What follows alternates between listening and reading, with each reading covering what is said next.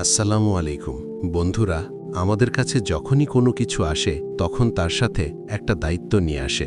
আমরা কি সেই দায়িত্ব পালন করতে পারি? হয়তো কেউ কেউ পারে, কিন্তু বেশিরভাগ মানুষই তা পারে না। দেখবেন আমাদের অনেকের টাকা রোজগার বাড়ে, আল্লাহ বরকত দেয়, তখন কি হয় জানেন? আমাদের কথা বলার ধরন, চলাফেরা, যে মানুষগুলোর সাথে উঠা বসা করতাম, অনেক কিছুই পাল্টে যায়। গরিব দুঃখী মানুষকে আমরা ছোট করে কথা বলতে শুরু করি।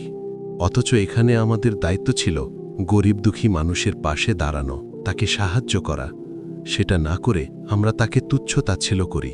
আপনারা আরেকটা ব্যাপার খেয়াল করবেন, যখন আপনার বা অন্য কোনো ব্যক্তির টাকা বেড়ে যাবে, কিছু মানুষ আপনার সাথে বা ওই ব্যক্তির সাথে বন্ধুত্ব করবে। তারা কি করবে জানেন?